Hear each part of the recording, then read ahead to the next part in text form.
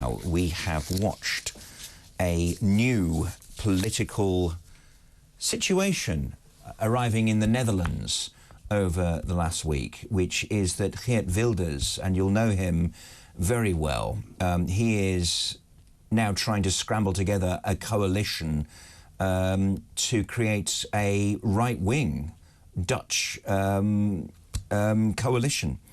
Now, the leader of the Netherlands ruling Liberal Party has said it could support Geert Wilders becoming Prime Minister, but it wouldn't officially join his government.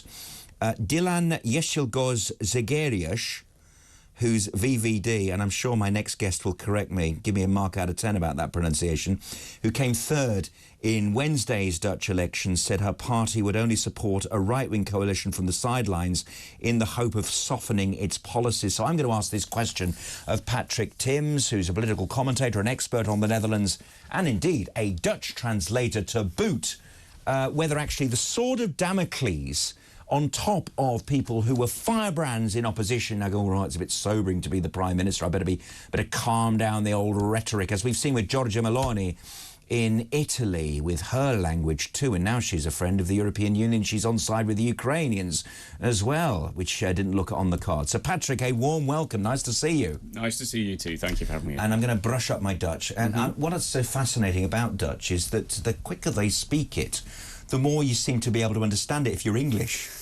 Do you know, you're not the only person to say that. Yeah, I sort of think, I know what they're saying. It sounds slightly scouse sometimes. Well, I mean, for example, one of the parties that we're talking about here is a party that won 20 seats, is called Nieuw Sociaal Contract. Now, you don't need a translation of that, do you? You certainly don't. Yeah. And if you're from Liverpool, it's the new social contract. You see what I mean? I will not be associated with that comparison. Thank you. No, sorry, I shouldn't do that. Shouldn't really do that. Now, so this is a very interesting thing. Now, of course, the European Union is not centre-right with the best will in the world, isn't it? You perhaps may say that it has a social democratic bent, and Geert Wilders would be the sort of man, without being in office, to talk about a sort of Netherlands Brexit, wouldn't he? Well, he certainly would, and of course he certainly has. But of course I will just turn back to the point that you made just earlier, that I mean, really, it's, you know, yes, he has in recent weeks he has toned down his rhetoric on banning Islam and banning mosques and that sort of thing, because he's very anti-Islam. Now, obviously, he's won this election only insofar, in the sense that he has the largest party, with 37 seats. So they have 150 seats in the Tweede Kamer, that is the second chamber. So the House of Commons, basically. Yeah. Now, you need 76 then, don't you? So he's got 37. Now, he is therefore the largest party, but it's nowhere near enough for a majority. Who else have we got? We've got what is probably the closest thing to the Labour Party over there, which is an alliance, actually, between the Partij van de Arbeid, the Labour Party, and GroenLinks, Green Left. They've got 25. And the VVD. VVD? Yeah. Volkspartij voor Vrijheid en Democratie. The People's Party for Freedom. I love the pronunciations in Dutch. Yeah, there you go, you see. Now, they were the party that was in government, of course. Yeah.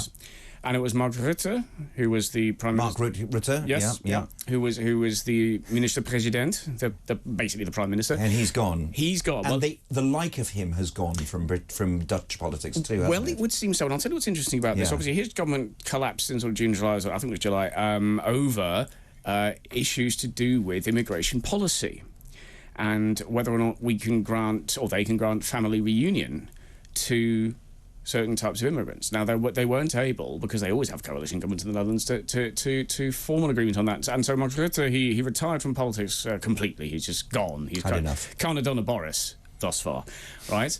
Now, then he's replaced by this lady, Dylan, and no, I can't correct your pronunciation on her surname because she's Turkish. She's Turkish, isn't she? I don't know how you pronounce that. But okay, so then she came in. Now, I think for her, actually, this story is... Well, I say this story, these developments are very interesting, because I think she was supposed to be the success story. You know what I mean? You know, a female immigrant leading a party that had been in power for well over a decade. You know, I think she was expecting to win this election. And instead, what do we have? We have Geert Wilders. Now, Geert Wilders is, for any viewers who don't know, he's pretty much the Dutch equivalent of Nigel Farage, is basically what he is. So this is a bit like if Nigel Farage made a political return, which he has hinted at, and came back. On ITV about every night. Yes, and actually won some sort of, if not a majority, but like the largest party, maybe with the former Brexit party, now Reform UK. You know, this is what that's like. This is how seismic this is. But actually, how seismic is it? Because he can't really form a majority at this point without the support of the VVD, which he isn't going to do. I mean, people like D66, they're not going to support him, I don't think. There are various people, maybe. There are various other parties. There's Nieuw Sociaal Contract. They might.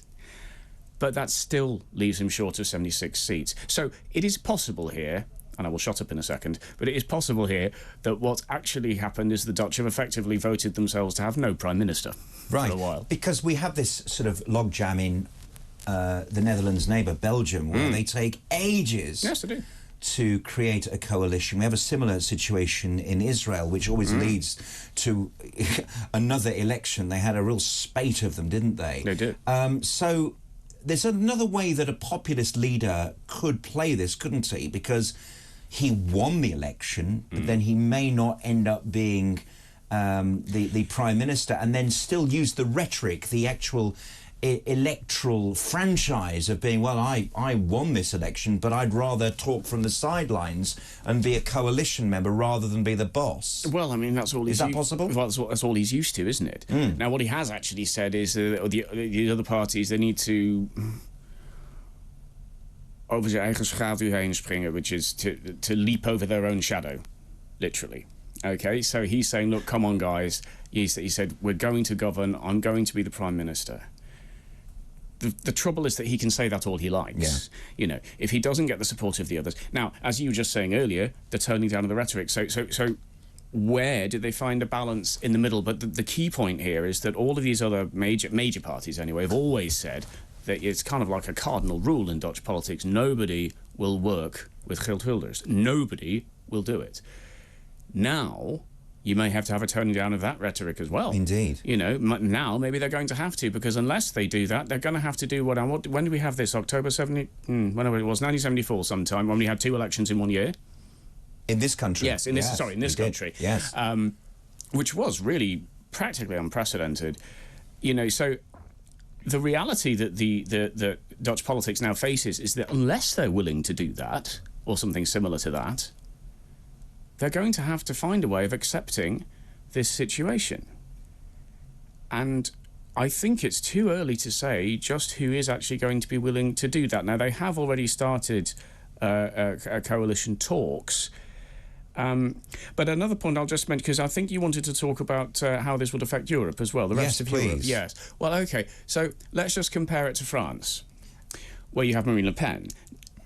But she, I mean, they have a presidential system. So if she gets in, she is the president. She can command authority because she is the president. She will then appoint a prime minister and a cabinet.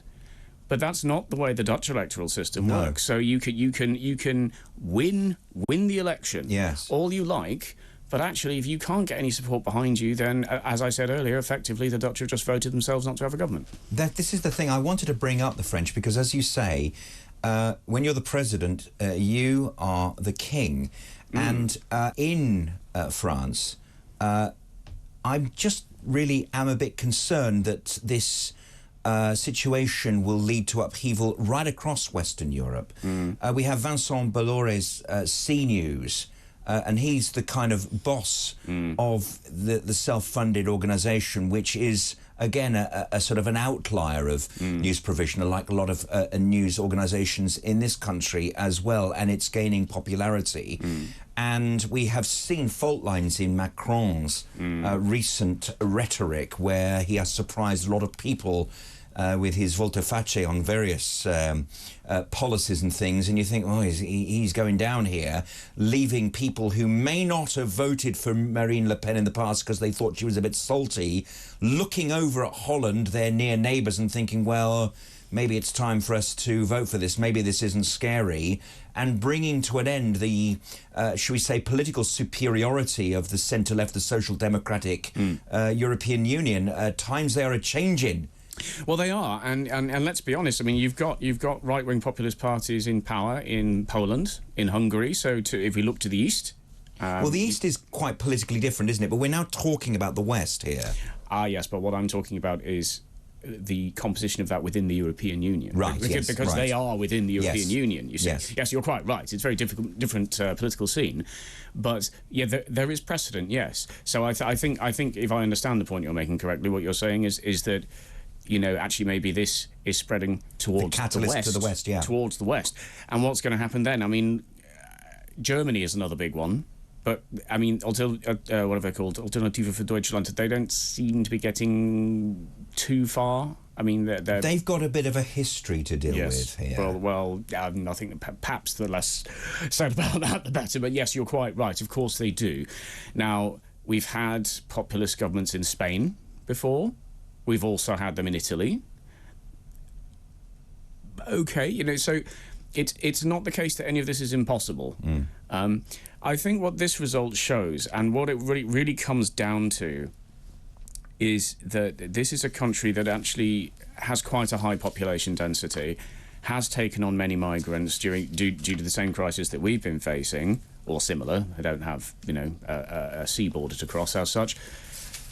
And then you look at this, and of course, recently there was the what was referred to as the Dutch farmers' crisis, wasn't there? So where the government was trying to take land away from people, and you had a whole new party, the Boerburgerbeweging, whatever it was. I think it's sort of the farmer citizen movement. They've won 7 seats in this election, up from 1. Okay, so I think it looks to me as though the Dutch population in general is fed up, and that's something that Wilders said. He said we're spuugzat with this. We're really fed up to the back teeth, you know, with this. And hey, you look at the result. Now, with that said, this is some people might compare it to the result of the Brexit referendum. You know, and people just being basically fed up for a whole wide range of reasons. But we've got that going on over there now as well. Patrick Timms, thank you very much indeed for... It's great to talk about the Netherlands. You know, we don't often do that on the show, but this is a moment of sea change in Europe. It certainly feels like it. Patrick, thank you very much for joining us.